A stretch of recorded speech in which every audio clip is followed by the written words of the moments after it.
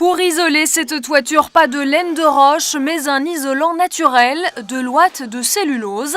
Ces morceaux de papier sont propulsés dans des caissons étanches grâce à un tuyau d'insufflation. Pour isoler ce grenier de 106 mètres carrés, près d'1,5 tonne de matière est nécessaire.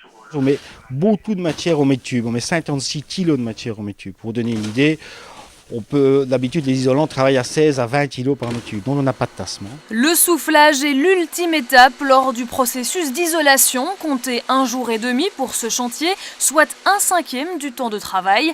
Avant, l'équipe doit préparer le terrain. La première étape, c'est de rehausser les chevrons. Souvent dans les toitures en rénovation, on a un chevron de 6 cm. Donc dessus, on remet un chevron de 14 cm pour avoir une épaisseur de 20 cm, qui est le minimum actuellement, vu les prix du pétrole, etc.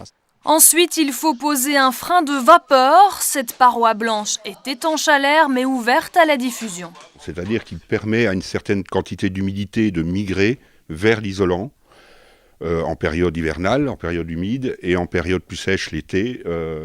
Cette humidité qui aura été absorbée par l'isolant va pouvoir être rendue dans la pièce, Avant de souffler, il faut encore s'attaquer au lattage. Placés tous les 30 cm, ces morceaux de bois posés horizontalement permettent de fixer le frein de vapeur et évitent qu'il cède ou se déforme sous le poids de l'ouate de cellulose.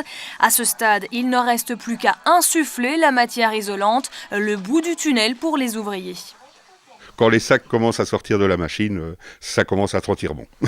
Cette technique d'isolation est de plus en plus courue, naturelle, elle est très tendance, mais plus onéreuse aussi, 15% de plus. Un surcoût qui s'explique par l'attention portée à l'étanchéité à l'air. L'isolation naturelle présente plusieurs avantages. Premièrement, l'étanchéité, on l'a dit. Deuxièmement, une forte densité de la matière grâce au soufflage. Troisième gros avantage, on a le déphasage thermique. C'est quoi? Ça veut dire que la chaleur en été ne traverse qu'après 12 heures, donc vous n'avez pas des surchauffes dans vos pièces de vie. Et quatrième gros avantage, c'est que vous avez à ce moment-là l'acoustique aussi qui est prévu pour ne pas avoir trop de bruit. Si vous avez des chaussées en dessous de votre maison, etc., dans le grenier, pour que les bruits ne soient pas trop forts. Une maison bien isolée doit être aussi bien ventilée. La coopérative à finalité sociale marcinelloise créée en 2007 propose également des systèmes de ventilation mécanique double flux. Ils vous en parleront aux côtés de 115 autres exposants durant tout le week-end.